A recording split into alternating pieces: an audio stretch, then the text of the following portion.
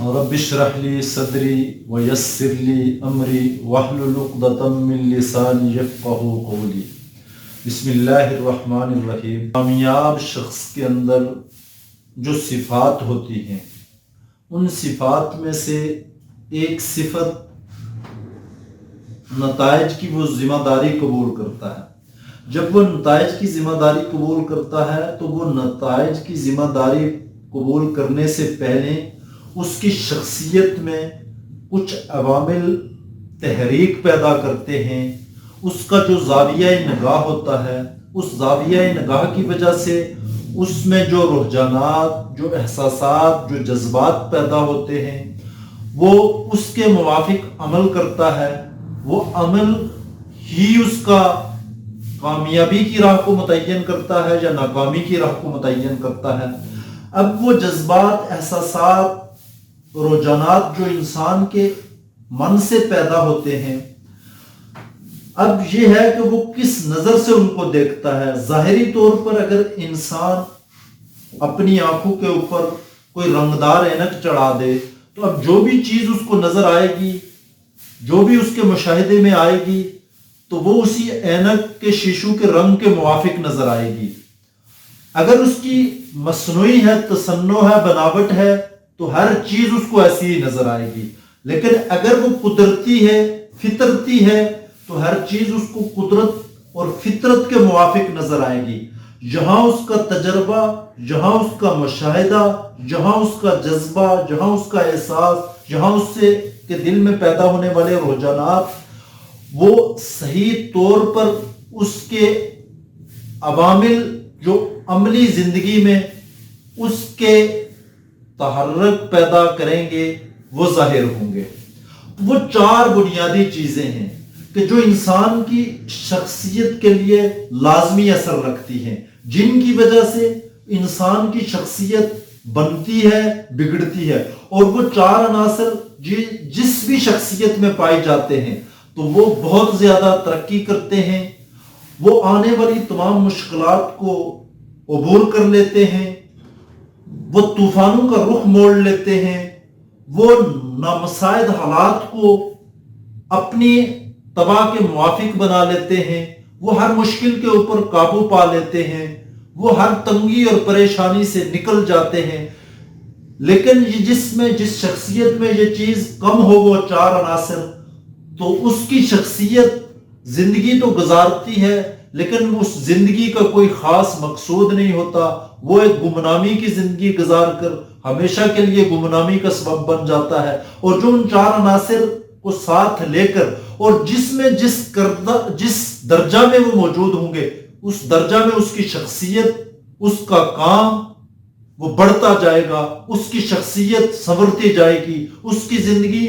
بہتر سے بہتر ہوتی جائے گی، اس کی زندگی خوشگوار ہوتی جائے گی اور اس کا دائرہ اثر بڑھتا جائے گا۔ وہ چار عناصر انسانی زندگی کی شخصیت کو مضبوط اور مستحکم بناتے ہیں۔ وہ پہلا جو ان عناصر میں سے تحفظ، اس سے مراد انسان کی اپنی قدر و قیمت کا احساس ہے۔ گویا کہ وہ اس چیز کو پا لیتا ہے، وہ اپنی خودی تک پہنچ جاتا ہے، وہ اپنی قیمت، وہ اپنا مقام، وہ اپنا مرتبہ، اس چیز کو وہ پہچان لیتا ہے۔ جب وہ اس کو پہچان لیتا ہے تو پھر اس کے موافق وہ عمل کرتا ہے۔ دوسری چیز رہنمائی، کہ جو دوسری چیز ہے اس کی زندگی میں کہ وہ چیز جو اس کے لیے رہنمائی کرتی ہے، یہ چیز ہے کہ وہ سمت کا متعین ہونا، کہ اس کی شخصیت کے سامنے اپنی ایک منزل، سمت متعین ہوتی ہے، وہ اسی کے اوپر گامزن ہوتا ہے، وہ اسی کے حصول کے لیے محنت کرتا ہے۔ بصیرت، تیسری چیز جو ان عناصر اربع میں سے ہے وہ بصیرت ہے، کہ زندگی میں یہ بصیرت انسان کو زندگی میں توازن کا احساس دیتی ہے، جس سے ہم زندگی کی مختلف جہتوں اور مختلف پہلوؤں میں ہم آہنگی پیدا کرتے ہیں، زندگی کو ایک کل کے طور پر دیکھتے ہیں اور جو عمل بھی کرتے ہیں وہ کل کو سامنے رکھ کر کرتے ہیں، نہ کہ جز کو سامنے رکھ کر کرتے ہیں۔ اور اس کے ساتھ جو چوتھی چیز ہے وہ طاقت، یہ ہماری کچھ کر گزرنے کی صلاحیت ہوتی ہے۔ طاقت یہ ہماری کچھ کر گزرنے کی صلاحیت ہوتی ہے کہ جس کے ذریعے ہم اپنے تحفظ، رہنمائی اور بصیرت، ان تینوں چیزوں کو مد نظر رکھتے ہوئے، اس طاقت کو بروئے کار لاتے ہوئے، اس طاقت کو کارآمد کرتے ہوئے ہم اپنی منزل کے اوپر پہنچ جاتے ہیں۔ اب ان چاروں چیزوں کو، ان کے لیے بھی کوئی لوازمات ایسے ہیں کہ جو ان چاروں چیزوں کو تشکیل دیتے ہیں۔ ان چاروں چیزوں کا ایک دوسرے کے اوپر انحصار ہوتا ہے۔ سوال یہ پیدا ہوتا ہے کہ زندگی کی مختلف جہتوں، جملہ پہلوں پر اثر انداز ہونے والے یہ چار عناصر، ان کے اوپر بھی کوئی شے اثر انداز ہوتی ہے؟ کوئی شے ان کو بھی مل کر مارز وجود میں لاتی ہے؟ ان کے لیے بھی کوئی چیز مرکز کی حیثیت رکھتی ہے کہ وہی چیز، وہی مرکز انسان کے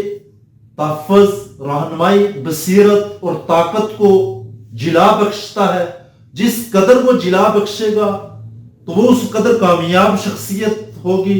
اور جس قدر وہ مدھم ہوتی جائے گی، جس قدر وہ کمزور پڑتی جائے گی، وہ اتنا کمزور ہوتا جائے گا۔ اب یہی چیز کہ جو ان چار عناصر پر اثر انداز ہوتی ہے وہ انسان کا مرکز ہے، اور وہ مرکز انسان کا اس سے مختلف جہتیں یا مختلف پہلو اس کے ساتھ ملے ہوتے ہیں، جو انفرادی طور پر یا اجتماعی طور پر ایک دوسرے کے ساتھ مل کر شخصیت کی تعمیر کرتے ہیں۔ جب وہ شخصیت کی تعمیر کرتے ہیں تو اب یہ عناصر جس قدر مضبوط ہوں گے اس کی شخصیت اس قدر نکھرے گی، اور یہ عناصر جس قدر کمزور ہوں گے اس کی شخصیت اس قدر کمزور ہوتی جائے گی۔ ان میں سے پہلے جو اثر انداز ہوتی ہے کہ مرکز، شادی کا مرکز، کہ انسان کی جو جب وہ بڑا ہو جاتا ہے تو اس کی زندگی میں ایک بڑا تعلق، جس کو شریعت بھی، جس کو قرآن بھی ایک دوسرے کے لیے لباس قرار دیتا ہے، لِتَسْكُنُوا إِلَيْهَا، کہ وہ ایک دوسرے سے سکون محسوس کرتے ہیں، گویا کہ ان کا ایک دوسرے کے ساتھ تعلق ایسا ہو جاتا ہے، وہ ایک دوسرے کے اوپر انحصار کرنے لگتے ہیں۔ تو جب یہ صورت ہوتی ہے، تو جب ان کا تعلق اس طور پر ہوتا ہے، تو جو ان کی اپنی شخصیت ہوتی ہے اس میں جو تحفظ، جو بصیرت، جو طاقت منزل تک پہنچنے کی ہوتی ہے، وہ ساری اسی ایک رنگ و روپ کو سنوارنے کے لیے، ایک دوسرے کے جذبات اور احساسات کو زیادہ سے زیادہ سکون پہنچانے کے لیے ساری محنت توانائی اسی کے اوپر صرف ہو جاتی ہے۔ گویا کہ وہ جو چار عناصر اربع ہیں، یہ ایک مرکز اس کو ان سے دور کرنا شروع کر دیتا ہے۔ کسی کی زندگی میں یہ پہلو حاوی ہو جائے گا، خاندان کا مرکز، یا کسی کی زندگی میں خاندان کا مرکز حاوی ہو جائے گا۔ جیسے ہم مشاہدہ کرتے ہیں، دیکھتے ہیں کہ کوئی کسی خاص خاندان سے تعلق رکھتا ہے تو اب اس کا اس خاندان کو گویا کہ وہ اپنے آپ کو سب سے دوسروں کے مقابل برتر محسوس کرتے ہیں۔ اب اس کے جتنے تعلقات ہوں گے، اس کی جتنی رشتہ داریاں استوار ہوں گی، وہ جس قدر آگے بڑھنا چاہے گا تو وہ خاندان کو بنیاد بنا کر اسی کے اوپر فخر کرے گا، وہ اس سے باہر نہیں دیکھے گا۔ بلکہ یہاں تک کہ خاندان میں ایسے رسم و رواج ہیں کہ جو بظاہر حقیقت کے بالکل برخلاف ہیں، اب وہ ان سے نکل نہیں سکے گا۔ وہ کہے گا کہ یہ ہمارے ماں قبل آب و اجداد کرتے تھے، میں اب اس سے کسی طرح علیحدہ نہیں ہو سکتا۔ گویا کہ اس کا مرکز وہ خاندان بن جاتا ہے۔ یا تو یہ پہلو اس کی شخصیت کو مسخ کر کے رکھ دے گا۔ اس طرح دولت کا مرکز، بعض لوگوں کے نزدیک صرف زندگی کا دار و مدار دولت کو زیادہ سے زیادہ جمع کرنا ہوتا ہے۔ شریعت کی روح میں دولت کا ہونا بالخصوص آج کے دور میں بہتر زندگی گزارنے کے لیے وہ ایک بہت بڑا عنصر کے طور پر لازم چیز ہے، لیکن صرف اسی کو مرکز بنا لیا جائے کہ تمام کوشش کی جائے کہ زیادہ سے زیادہ مال اکٹھا کر دیا جائے، یہی کوشش ہو کہ ہر اعتبار سے بندہ دوسرے سے آگے نکل جائے۔ اب وہ دوسرے سے آگے نکلنے کے لیے، زیادہ سے زیادہ دولت جمع کرنے کے لیے، دوسرے کے اوپر زیادہ سے زیادہ ترقی کرنے کے لیے وہ کوشش کرے گا، اس کا حصول کرے گا، اس کو اکٹھا کرے گا۔ جب یہ کرے گا تو اس کے اندر دو کیفیتیں پیدا ہو جائیں گی کہ اگر اس کے پاس بہت زیادہ دولت اکٹھی ہو گئی تو وہ دوسرے کے مقابل اپنے آپ کو بلندتر سمجھنا شروع کرے گا، تکبر کی کیفیت پیدا ہو جائے گی۔ یا اگر دوسرے کی نسبت اس کے پاس کم آیا تو وہ حسد کے اندر مبتلا ہو جائے گا، وہ اپنے آپ کو حقیر جاننا شروع کر دے گا۔ گویا کہ دونوں کیفیت اس کی شخصیت کے اوپر اثر انداز ہوں گی۔ تو گویا کہ وہ اس میں جو تحفظ، جو بصیرت یہ تو ہونی چاہیے تھی، اب وہ اس سے معروم ہو جائے گا، کیونکہ دولت تو کسی حد تک طاقت کا اور تحفظ کا احساس تو دے گی، لیکن یہ ایک ایسی دائمی شے نہیں ہے کہ جو بصیرت کے طور پر اس کو مد نظر رکھ کر منزل تک پہنچا لے گی کہ اس کے بغیر وہ کوئی عمل ہی نہیں کر سکتا۔ کام کا مرکز، اگر اس نے کسی خاص کام کو اپنا مرکز بنا لیا، اسی کو بنیاد بنا لیا، ایسا پیشہ اختیار کر لیا کہ اب اس کی ساری توانائی یا صلاحیت اسی پیشہ میں صرف ہو جائے، جیسے کوئی ایکٹر بن گیا، اب اس نے تمام باقی جہتوں کو نظر انداز کر دیا، اب وہ اسی میں آگے بڑھنے کے لیے، ہر اپنی شخصیت کو نمایاں کرنے کے لیے اپنے ہر دوسرے عمل کو، اپنے تمام دوسرے پہلو اور جہتوں کو نظر انداز کر دے گا۔ کھلاڑی ہے، ساری زندگی وہ اسی میں نمایاں ہونے کے لیے محنت کرتا رہے گا۔ اس سے کیا ہوگا کہ اس کی دوسری جو زندگی میں جو دوسرے پہلو ہیں وہ نظر انداز ہو جائیں گے۔ اگر اس نے اس کو بنیاد بنا لیا تو وہ جو 4 بنیادی عناصر تھے تو وہ جیسے ہی اس میں کم ہوں گے تو اس کی شخصیت کمزور پڑ جائے گی۔ ملکیت کا مرکز، یا اس میں یہ خواہش ہے کہ زیادہ سے زیادہ وہ ایسی چیزیں حاصل کر لے کہ جس کی وجہ سے دوسروں کے اوپر وہ اپنی برتری کو ظاہر کر سکے۔ اب اس میں یہ بھی ہو سکتا ہے کہ کسی میں یہ جذبہ پیدا ہو جاتا ہے کہ زیادہ سے زیادہ جو ہے نا اس کے پاس زمین ہونی چاہیے، زیادہ سے زیادہ مکان ہونے چاہیے، زیادہ سے زیادہ زیورات ہونے چاہیے، یا اور جو تعیش کی چیزیں ہیں اس کو ملنی چاہیے۔ تو اب اس کی زندگی کا پہلو اس صورت کے اندر کہ دوسرے پہلو اس کے نظر انداز ہو جائیں گے، وہ اسی میں کام لگا دے گا۔ اسی طرح کوئی اب لذت کا مرکز، اس کے حصول کے لیے خواہ وہ جنسی لذت ہو، حسی لذت ہو، یا اس کی زبان کے متعلق لذت ہو، وہ ان کے حصول کے لیے وہ ساری تو گویا ساری توانائی صرف کرے گا، تو گویا کہ باقی زندگی کے پہلو اس سے نظر انداز ہو جائیں گے۔ تو اس میں یہ جو عناصر اربعہ ہوں گے یہ کم ہو جائیں گے۔ جب وہ کم ہوں گے تو وہ اپنی شخصیت کو نمایاں طور پر اس کو بڑھا نہیں سکے گا، اس کو گرو نہیں کر سکے گا۔ وہ اس کی شخصیت جو ہماجہت تھی، ہماجہت پہلو کو لے کر چلنا تھا، وہ کمزور پڑ جائے گی۔ اسی طرح کسی نے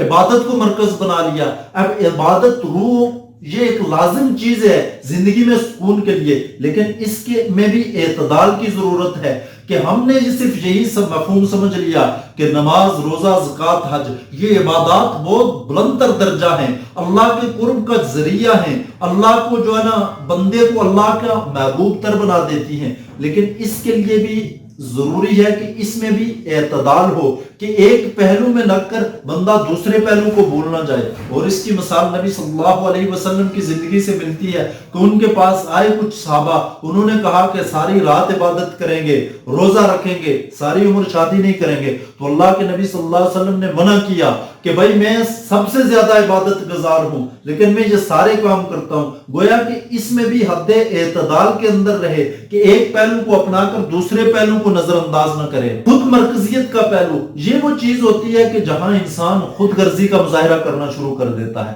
کہ اس کا مقصود یہی ہوتا ہے کہ کسی طرح مجھ کو زیادہ سے زیادہ نفع حاصل ہو جائے۔ اب اس کو اس سے کوئی غرض نہیں ہوتی ہے کہ میرے عمل کی وجہ سے، میرے کام کی وجہ سے اگلے کی ذات کو کوئی نقصان پہنچتا ہے یا اس کو کوئی فائدہ پہنچتا ہے۔ وہ اسی بات کو مد نظر رکھے گا کہ میری ذات کو سب سے زیادہ فائدہ پہنچتا ہے، اگر اس سے معاشرہ، ملک یا کسی اور کو نقصان پہنچتا وہ پہنچتا رہے، لیکن میری ذات کو گویا کہ خود غرضی اس میں بدرجہ اتم بڑھ جاتی ہے۔ یا کوئی دشمنی کو جو ہے نا مرکز بنا لے گا، اس میں یہ ہے کہ اس کی ساری زندگی اسی کے اوپر۔ یہ بڑی عجیب سی بات ہے لیکن خاندانوں میں ہوتا ہے، مختلف افراد میں ہوتا ہے، مختلف معاشروں میں ہوتا ہے کہ کسی بات کو انا کا مسئلہ بنا لیا تو اب ساری زندگی نسلیں ان کی ایک دوسرے کے مخالف ہو جائیں گی، وہ ساری اپنی توانائیاں اسی میں صرف کر دیں گے۔ تو جیسے ہی وہ اس میں اپنی جو توانائیاں صرف کریں گے تو جو ان کی شخصیت کو نکھارنے والے پہلو تھے وہ اس میں کمزور ہو جائیں گے۔ جب وہ کمزور ہو جائیں گے